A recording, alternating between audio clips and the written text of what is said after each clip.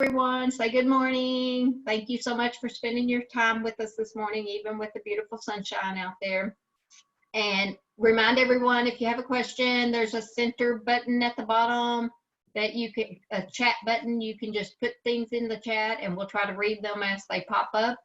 And you're welcome to, of course, just raise your hand or unmute yourself and say, ask a question if you want. I don't mean you can't actually speak, but you can. Today, we're fortunate to have one of our own, Heather McCarty, who's also the Regional Frisky Program Manager for our local area. I believe we're Region 2, but is also a CASA advocate herself, for those of you who don't know. I'm sure many of you have heard the term Friskies, or maybe you haven't, but Frisky stands for Family Resource Use Service Center. It's a mouthful. And yes, they're located in all of our schools here locally, our public schools, city and county. And having said that, I know Heather is going to explain their purpose and what they do. I believe she's got a PowerPoint she wants to share with us. So I will let Heather speak. All righty, thank you. And so I'll share my screen for the PowerPoint for everybody to see. And Susan, you'll watch the chat for me if there's questions. Sure, absolutely. Thank you. So yes, I'm a CASA advocate too. I haven't been able to be engaged as much as I would like because of my new position. I started December 1st. I was a Family Resource Youth Service Center coordinator with the program for 13 years. And now I'm the regional program manager for Region 2, which covers 14 school districts. And so Owensboro and Davis County are on my list. So I'm excited about that because that's my hometown.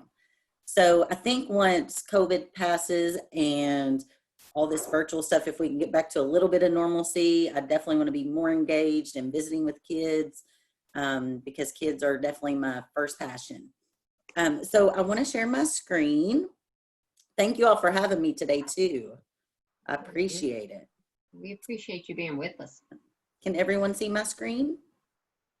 I can. Yep, I think we're good. Okay, you can? Yes. Okay, great. So I'm going to start the slideshow.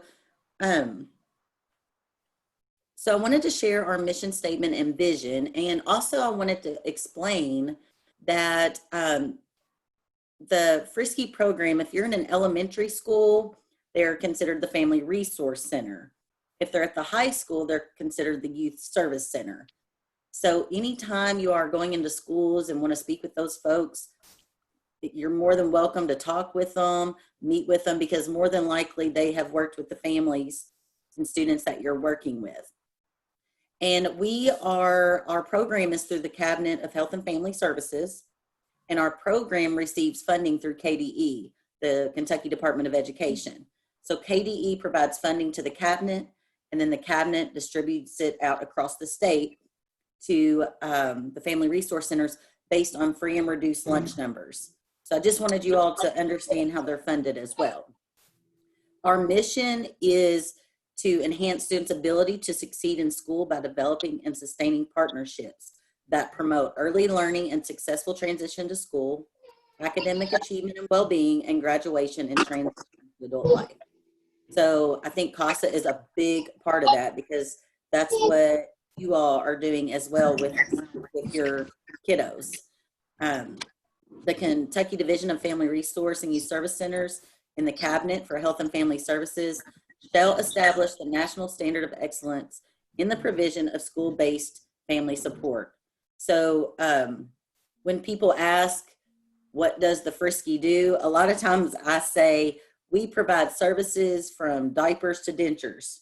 We're helping the families from the beginning until till they get older, because we know we have a lot of grandparents and now even great grandparents raising our kids. And when you have a great grandparent come into the school who hasn't been involved in the educational system for 30 years, they need a lot of support and help. So we're all the way across the board. We provide services at local schools. So whatever school your child is in that you're the advocate for, there is a Family Resource or Youth Service Center coordinator in that school. And if the coordinator is not there, a lot of the schools have assistants as well. We collaborate with counselors, the nurse, and community partners. So I know you all are familiar with that as well. How does the Frisky help families and students? We provide programs for students and families. We do a lot of student groups. We're also a resource and referral to services. And then we also provide hands-on services.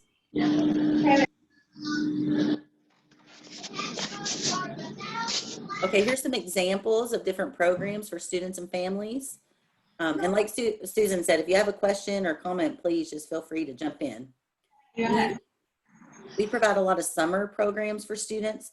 This summer, of course, was difficult with COVID. Just for example, in the past, we have open library dates, we have camps. There's a lot of things that we have with parents and caregivers that you all could even attend with your kids at the school.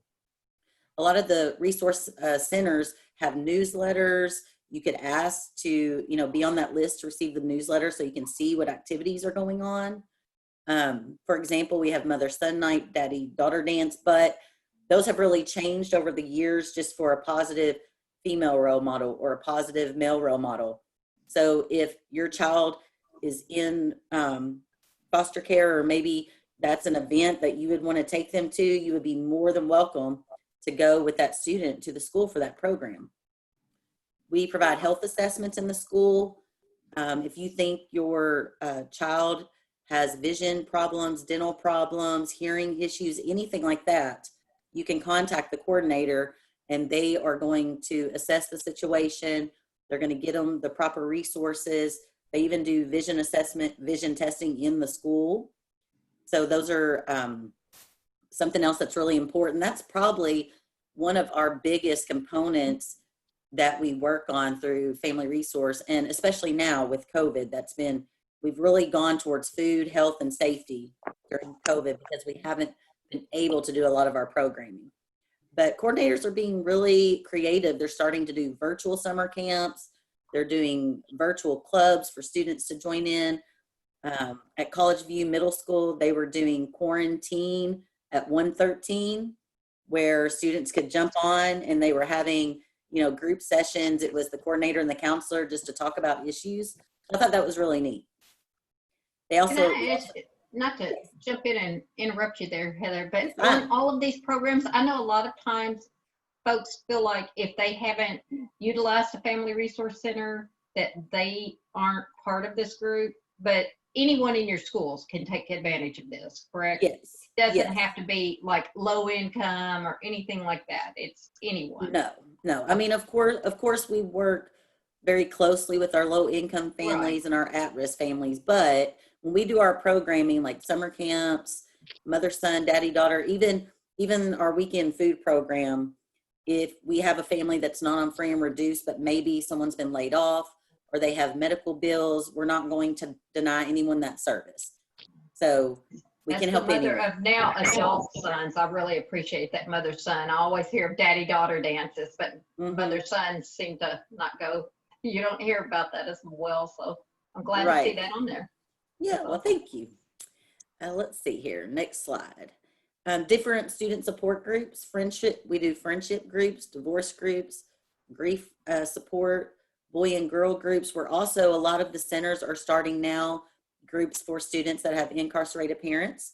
They're getting trained on that. So if you feel the child you're working with is struggling with grief, divorce, incarceration, you can call the school, talk to the coordinator, see if they have that group at the school. Because the more people request those services, the more coordinators will start implementing them. Here's some additional programs for students and families through Family Resource Christmas Assistance. And you all can make those referrals to the coordinators. So for Christmas Assistance, we do work closely with Salvation Army, Christmas Wish. That way families are only going through one provider. So we're in close communication about that. Again, family nights, preschool recruiting. If you're working with a young child, you know that they're not in school, but they're at the age that they can start going to preschool, reach out to the coordinator. They can work on that for that student. Career days, Leaders of the Month, leadership jobs, honor roll recognition, Red Ribbon Week, food drives. If you all ever want to make donations or have extra food, clothing for kids, the coordinators gladly take those donations. Community service projects, Ag Day, these are just, you know, some of the things off the top of my head that I can think of that coordinators are involved in with the school. So if you wanted to present on career day, if one of you all wanted to speak, they would love to have you. Especially, I think it's really neat when you go into the school and you see a student that you've worked with, you know, in the past, or if you had a student at that school and you went into their classroom and presented one day for career day. I mean, I think that'd be really special for that child to have you there or to eat lunch with them. And I'm sure you all do that as well. These are just some pictures of our food drive, the different donations we get. A lot of times they'll do Thanksgiving food baskets for the holidays as well. So I like to include some pictures for people to see. Here's a family reading and craft night. These are events that you can attend with your child. We also do COSAIR's bike safety. A lot of the schools do that. This is a program that's free. So I know if CASA wanted to provide this service, they could definitely do that. You contact them, they come down, they bring all the bikes, they bring all the helmets. You all could have a day where the kids come and do a program like this. Their advocate could be there with them. They teach them street safety, different things like that. It's a really neat program for free. We utilize it quite often. Let's see here. Okay. Additional student groups. We also do Teach a Child to Save. That's through a lot of our local banks, trying to teach our kids about savings and budgeting. Any kind of really sports group, dance club, basketball group, they're involved, the coordinators are involved in all those groups.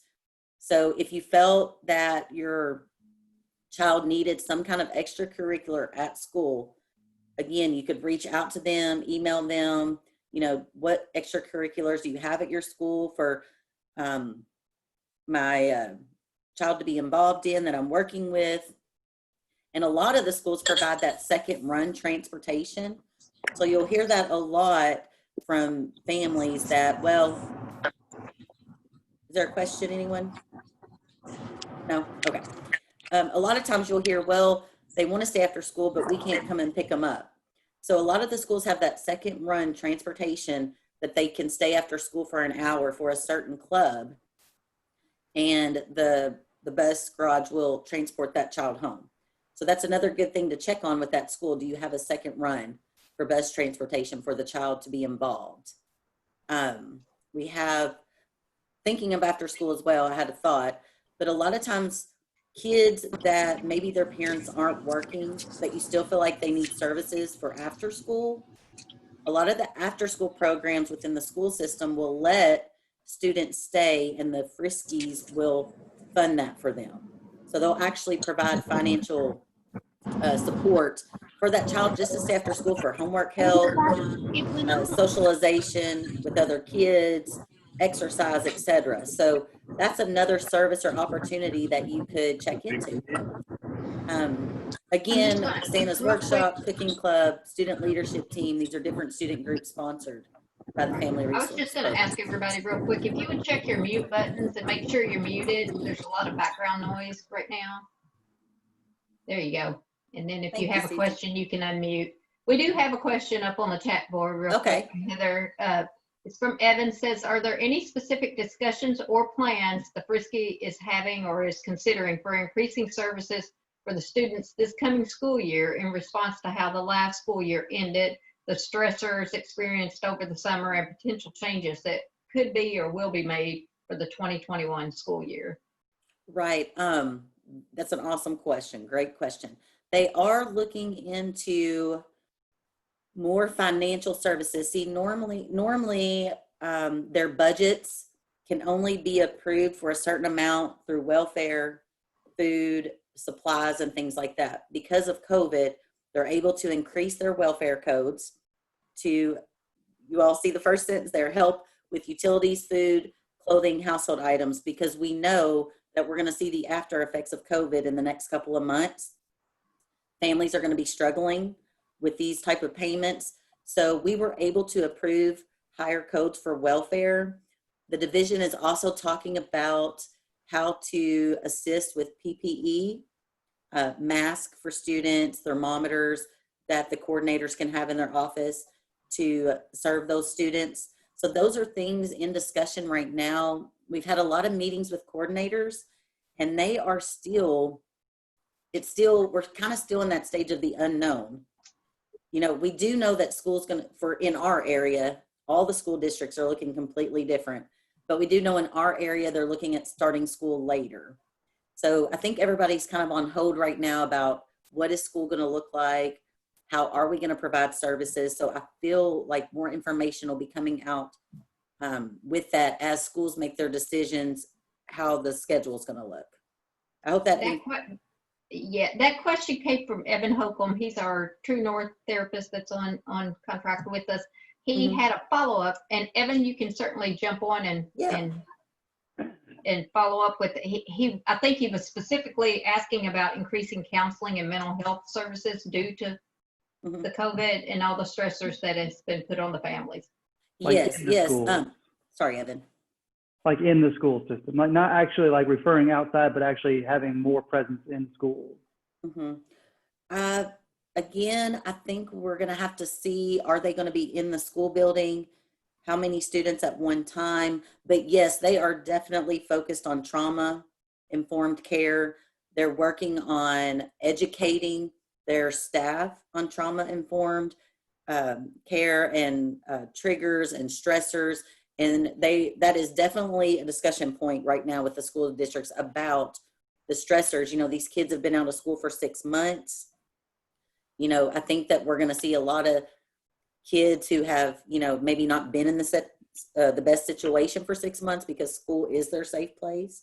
So that's a great question, Evan. And I will be glad to reach out to the mental health specialist with Davis County and Owensboro Public Schools to see what plans they have in place and get that information back to you for sure. Great question. Thank you. Yeah. Great question.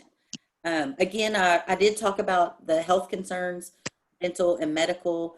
The Frisky program can also provide medicine assistance once a year. And that's something a lot of people don't know. Even teachers don't know that. But if you have a family whose Medicaid has lapsed, the Family Resource Center, we can pay for that medication one time a year, whether it's $100, $200. We use Nation's Pharmacy, so we can help provide that medication, and then also we can help assist the family with getting their Medicaid active again. So I always think that's a really good thing to share with people because a lot of people don't know that. Right. We also refer out to sports activities and community programs, as well as doing them in the school. We refer to childcare for families, mental health referral. So Evan, it's great to have your contact information now that we can share with all the CASA advocates, because now they can, you know, talk with the coordinator, let them know they've referred that child to you. Will that work? Is that how it will work? Yes. Yes. Yeah, it definitely can work that way. Or they can contact me and consult me on a case if need be. Okay, thank you. Again, any additional counseling resources? You know, we do resource and referral, and then of course we work with social service. Quite often, if they come into the school or they're talking with the family, the Frisky coordinator a lot of times sits in with them, talks with them because they've worked with the family very closely. And then again, we provide services on hand. So clothing is a big service that we provide. Goodfellows is a huge supporter for us. Don't know what we would do without them. We have clothes closets. The Board of Realtors here in Owensboro helps with coats. They are a huge supporter with us. All we have to do is send the child's name and size to the Board of Realtors here in Owensboro, and they go out and buy a brand new coat, hat, and gloves for our students. So it's just amazing. That's awesome. A lot of our local churches and businesses help fund our weekend food program. And like I said, they don't have to be on free and reduced to receive that service. If they need the service, we're going to provide it for them. School supplies, backpacks, hygiene items, health services, guidance classes, attendance support.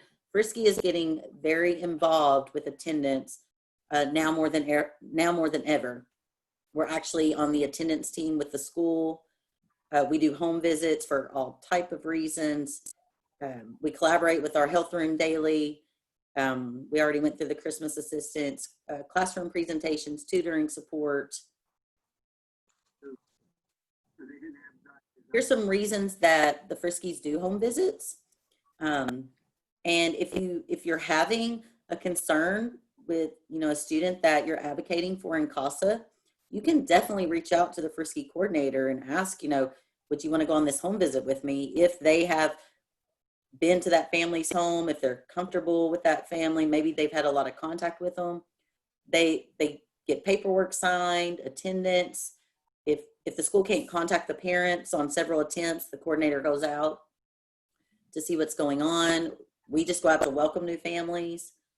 Educational concerns, a lot of times with special education department, we will go out and get those signatures to keep those kids' services updated so they can keep receiving speech or mental health services, anything like that. We can go out and do home visits for that, or to deliver homework.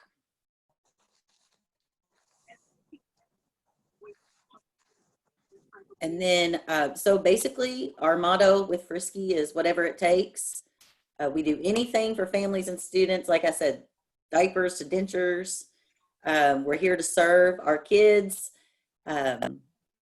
We provide the programs for students and families. And like I said, that has looked different with COVID, but man, the coordinators are being so creative. It's just really neat to see what all they're doing. The student groups, that was always my favorite. Providing student groups, resource and referral to services. I will tell you, each center has an advisory council that they refer to. They meet every other month, 5 times a year, and we're always looking for community partners to serve on those advisory councils. So each school has one. So if there's a school out there that has a special place in your heart, I encourage you to reach out, ask to be on their council, because we have parent members, community members, school members. I mean, we have bylaws. We, take a second motion to vote on the budget and the services that we provide. I'm actually on the Davis County Middle School Advisory Council, so yay! I encourage everybody that's listening to get on one of those boards. It's very interesting. Yes, and a lot of times they last about an hour. Again, they meet 5 times a year. Most of the time they'll have snacks or lunch. You get to have discussion, and your discussion is really important because that's what drives the center. And a school that has a great center, their family resource center is 10 times better because you have that community support, you have those volunteers. So it really encourage you all to get involved. And, I've had Ashley come and speak at our regional meeting to all the coordinators to get the word out there about CASA, because I think it's such a great program. I mean, and Evan, I would love to have you come sometime and talk about mental health services for families. We would absolutely love that. So I think it takes all of us together as partners to, to help our kids and serve our families. So I know I've been talking a lot. My husband says, gosh, you talk a lot when you're on the computer. No, I'm like, I have a lot to say. So that's my presentation. I hope that I've answered some questions. You did. And we have another question up. This is from Terry. Do you have anyone that helps with language barriers? In the past, I accompanied a family whose child was having surgery to help translate in Spanish. I thought that was a real need across the county. I also needed to help call parents and to help with a letter to be sent home to one of the parents, and what's done with some of the lesser known languages that we currently are encountering. Oh my gosh, that is just a great question. And that has been in the works for years. I don't know who is with OPS, but the school district should have 1 or 2 people on hand that can help with translation. In my earlier years, I worked at Westwood Elementary, and we had a lot of migrant families. And so I would use my phone a lot. I would download apps that would help translate when I needed to talk with them. We used Google Translate on for documents. We know it's not perfect, but we try to get that information out as best as we can. I know the school districts also, they've gotten better over the years because it's been such an issue that we need to work on.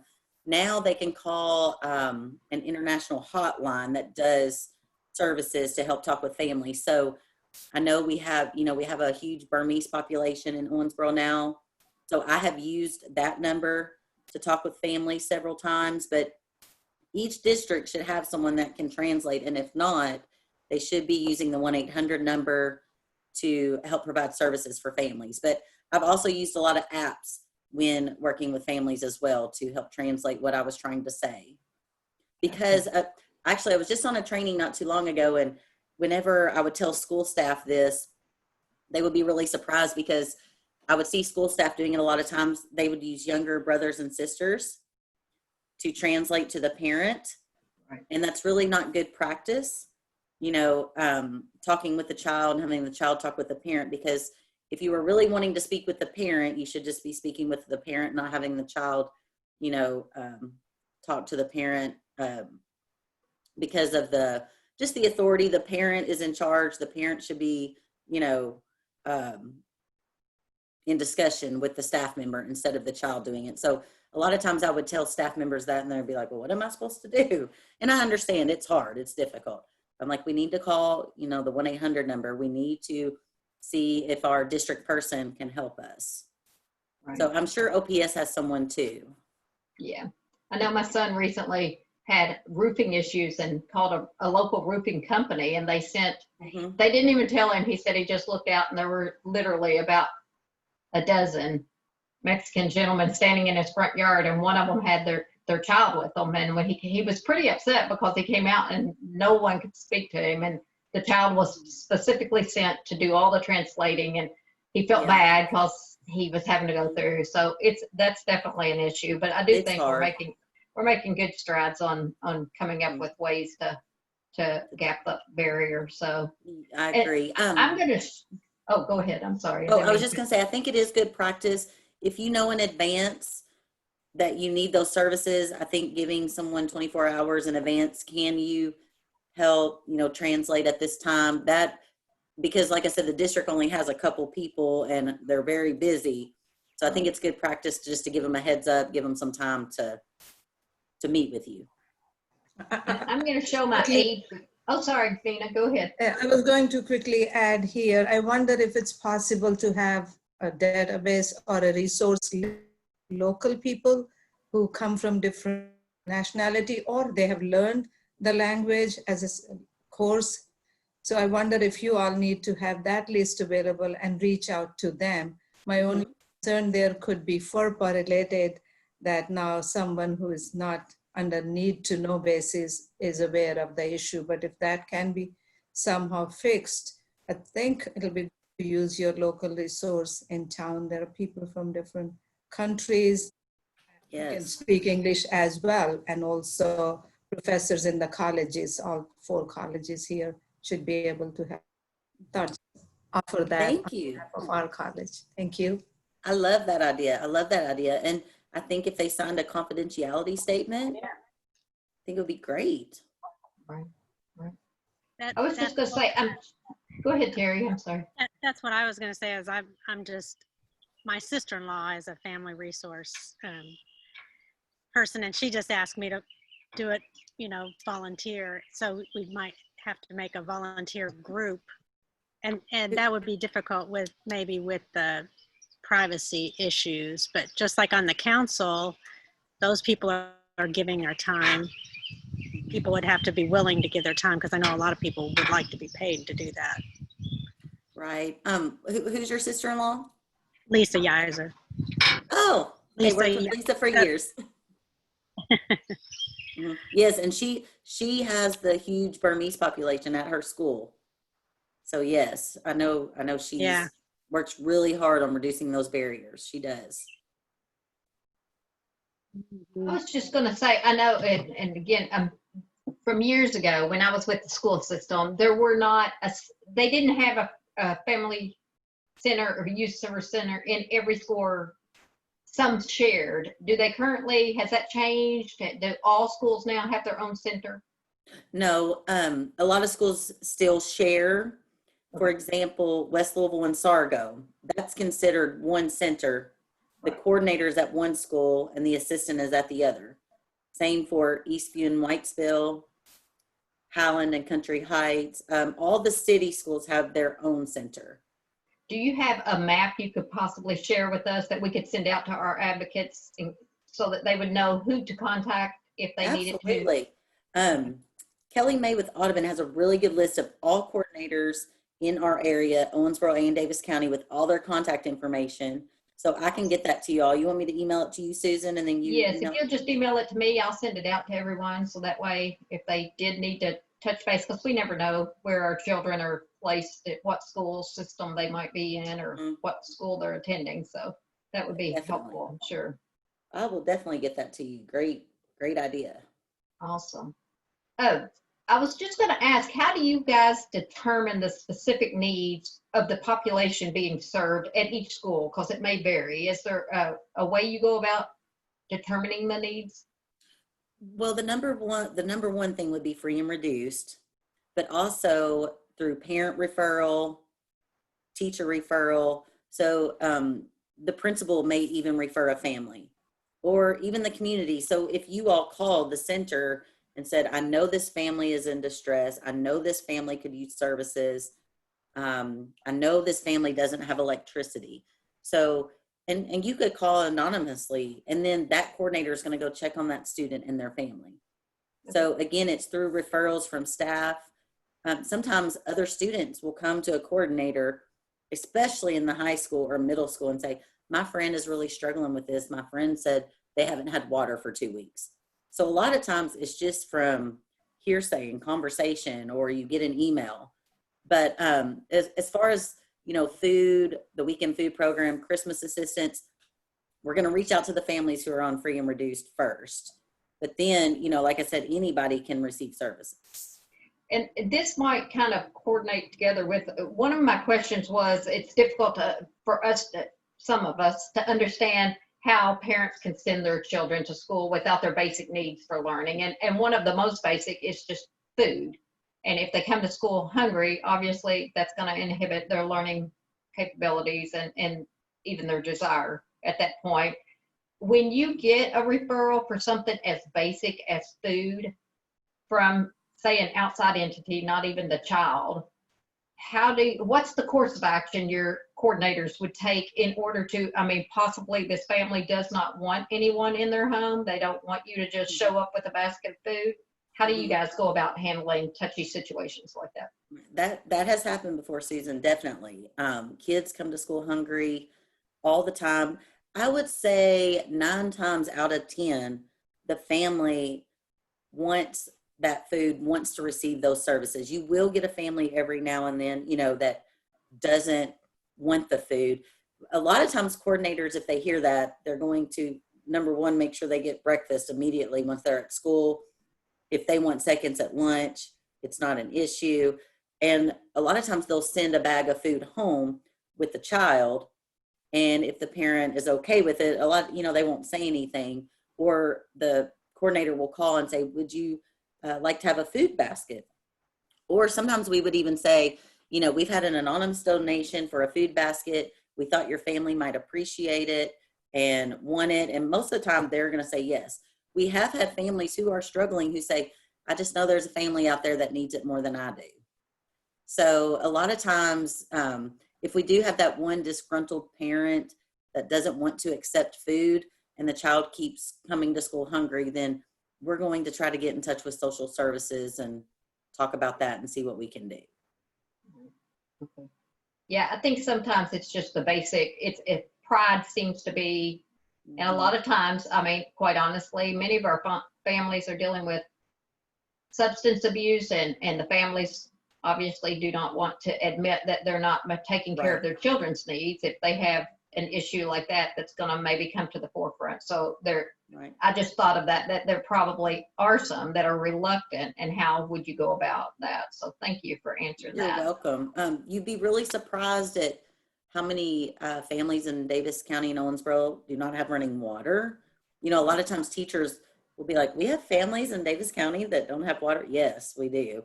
And especially kids coming to school with their dental issues. Our community dental clinic here in Owensboro is phenomenal in working with our kids. Thinking about a child being in so much pain, dental pain, I mean, that is not comfortable at all. How can they focus on learning? I've had the dental clinic come in before and see a child's mouth in such bad condition that it was an immediate social service call, because if they did not receive treatment, they could be very sick or hospitalized. And how is that child able to eat with, those dental problems?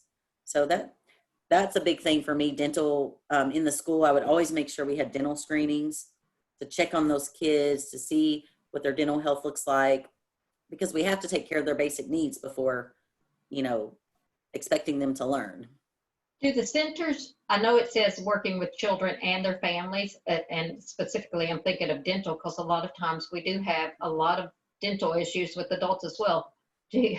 Especially those that have had experienced substance abuse issues in the past may have some issues that they need to, if they've overcome that. Do you guys help with the families on something like that, or is it just for the children? Okay. No, we can help with adults. The community dental clinic also helps with adults, so that we're glad to help the adults in the family with that as well. I can remember, and I know Lisa Geyser, she knows the Burmese population. They come to us and they have a lot of dental problems as well. And so I know she spends a lot of time taking those kids to the dentist. But I had this one mother who had lost all of her teeth, and her son was special needs. And we worked really hard on getting her dentures. And we finally got her the dentures. And you could just see her self-esteem rise. She was ready to go out and apply for a job. It just totally changed her. She had had substance abuse in the past, but she was doing better. But a lot of times it's not our state funds that help with that. It's our community donations. Most of the coordinators have a school fund that's called Caring and Sharing, where donations come in that they're able to spend on students and families that they can't use their state funds for. So when we help adults, a lot of times it's through our community donations, through our school account, things like that. Okay, gotcha. Oh, I know it's stated as your purpose is to help connect the students and their families with needed services in a way to remove the non-academic barriers to learning and enhance their achievement. What if it's actually an academic barrier? Do you guys help with that as well? Or Yes, we do. We do a lot of academic support. We can set students up with mentors. We can set them up for tutoring. I have had people come into the school that spoke English and Spanish, and we specifically had a group after school to help with reading, and the Frisky program also looks at data. We do impact reports. So for example, we had our migrant population come in. I had a tutor come in. We stayed after school for like a month, a couple days a week. We looked at their reading scores before. We provided those services, and then we looked at their scores after to see the increase. So absolutely, we can help with academic barriers as well. does anyone have a question at this point? I feel like I'm doing. Terry, go ahead. I know Lisa said one time she was asking if she could get a CASA for some of her students, and I said, well, that they have to be in the court system. The parents have to be. And so where would mentor kids? What would be a good, like a CASA, but if the parents aren't in the court system, would you? I think mentor kids would be great, Terry. Ashley shared with us. Is there anything else, or? Ashley shared with us at our regional meeting, if someone in the school system thought a child should have a CASA, wouldn't they have to reach out to social services first? or not? I didn't know, correct me if I'm wrong. Yeah, this is Ashley. If they, and that's what I was trying to share with them, if they knew they were involved in the court system and wanted them to have a CASA, you can't just call CASA and say, hey, I want you guys to come help us. We have to be appointed by the judge. And if they Okay. wanted us to be appointed by the judge, they could let the social worker know. And that would be something the social worker could ask in court. Gotcha. Thank you, Ashley. Yes, Terry, Mentor Kids has grown tremendously.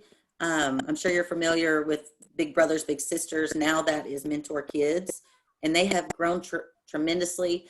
I know that they have even provided new programs that kids can go after school and stay there for a few hours to give a grandparent a little bit of time if they need a break. And I know foster students or kids have their CASA, not all of them, but I'm not for sure if Mentor Kids works with foster children or not. I would think they would. Yeah, I think they would accept anyone, but I know their program has really grown, and they would be an awesome community resource to have on a weekly meeting like this for sure. And just to kind of piggyback on what Ashley said, we do have some kiddos that aren't involved with the cabinet, but are involved with the courts that can still have a CASA.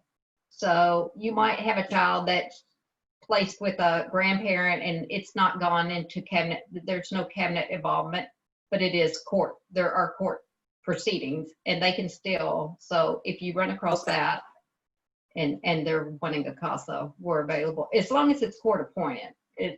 So Correct. if it's in the courts for whatever reason. Great, thank you. Throw that out there. Thank you. Another question I wanted to ask you, I'm sorry. Go ahead. I just said thank you, Susan. Oh, you're welcome. Do you feel like you have a higher involvement with your Friskies through like the lower, like elementary, middle school than say high school? I know, and I guess I'm saying that just from the standpoint of children in general, as they get older, don't want to confide in the adults, but when they're younger, they will, and they'll open up and tell you some things. Do you feel like that's? Great question. And just from my experience working in elementary and high school, I'm not sure how the middle school people do it, but at elementary, I feel like you work more with parents, caregivers, you're helping support, the family unit, you're helping the adults a little bit more. Yes, you still work with kids and you help kids and all that, and you still have groups and they come into your office and need something, but you're really working with the adults a little bit more, I feel like, in elementary. But in high school, it didn't seem like I worked with parents as much anymore. Now you're working with kids, 14, 15 to 19, and they're starting to think about their future a little more. Maybe they received family resource services when they were younger, but they come to you more, and you're really working more with the high schoolers one-on-one than you are with the parents. Yes, still working with parents some, but definitely working with kids more as a youth service center coordinator than as a family resource coordinator. Do they help with youth that may be in a low income area as far as like senior expenses, things like that come up that, say the senior's not able to get his cap and gown, doesn't know who to talk to? Absolutely. Okay. Yes. Great. At the youth service center level, it's a little bit different. You're helping those kids with resumes, application. I worked very closely with some Burmese families, took a couple students on job interviews, helping them get ready for graduation, any kind of financial need like that, yes. If they're on free and reduced, they automatically get their ACT paid for through the school. The family resource doesn't have to pay for that because the school will pay for that. So yes, any of those issues we're glad to help with and work with them. Yep. Rosemary threw something out here and this is I probably confused this for everyone, but I want to make sure that CASAs are only appointed to DNA cases, which are the dependency, abuse, and neglect cases. And sometimes we're asked to get on domestic cases that are just involving divorce and custody, but that's not a CASA role in the court system. So just to clarify that. Thank you, Rosemary. Yes, thank you. All right. Anyone Any other else got a question?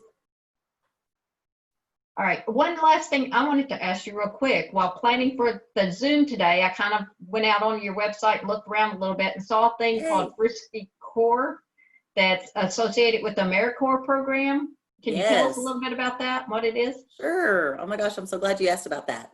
So that program is really more popular in the eastern part of the state. But once I got to Apollo, I really tried to bring that program to our area, and they are going to continue that. So Frisky Corps is a part of AmeriCorps. We actually have a Frisk Corps manager at the division. But if a child in high school, they usually like to look for sophomores, juniors, seniors in that area. But if that child, if the coordinator has to apply to be part of that program, once they are part of it, students can participate. They actually do community service. Their focus is to help with food instability in the community, but they can do all other kinds of things like read with younger children. But once they complete so many hours, they get a scholarship for school. So it's not a full scholarship, but they get a couple $1,000s to go towards their education. So Apollo is still continuing that program. I really like to encourage all the YSCs to be a part of it. It is a process. They're very, very busy folks. So, but once it gets up and running and the program starts, it's great and it can continue with ease, especially if you get some students that are, you know, a little bit older that can maybe drive on their own or who are really looking forward to a community service career, things like that. So does that answer that question? Yes, absolutely. I appreciate that. I found it I'd never heard of it when I saw it on the website, and I was like, this is intriguing. I wonder what this is all about. Yeah. So if you had a teenager who was with you as your CASA child, you could check with the school. I'll be, as their regional program manager, I'm going to be encouraging them to be a part of that program, all the high schools, but you could check and see. It's just a great opportunity for a child to feel important and to have a purpose, and then to think about, oh, I'm going to have $2,000 for my college education. And that, if they did it 2 years in a row, you know, that would be $4,000. So it's pretty exciting. It's a really neat program. I just learned about it a couple of years ago. That's awesome. Glad to get a little bit more informed on that. Thanks for looking at the website. Oh, no problem. Does anyone else have any follow-up questions or anything they want to ask Heather before we wrap it up today? No. Thank you. I appreciate right, everyone being Heather. here today. I hope I helped. And you absolutely did. We're so thankful that you took time to spend with us today and to educate us a little bit more on this. I think we all have lots of clients we could be tapping into the Frisky resources with. So that's awesome that you made us all more aware of what we can utilize. So we want to thank everyone for joining us. Next week we will be having Oasis Women's Shelter. So I don't have the exact time just yet. I think it's going to be on Wednesday, but I'm not sure. But we'll send out an invite to that as well. And again, get out there and enjoy the rest of this beautiful day. Thank you guys so much. Heather. Thank you for having me, everyone. Thank you. Thank you. Thank you. Thank you all. Bye. Nice seeing you.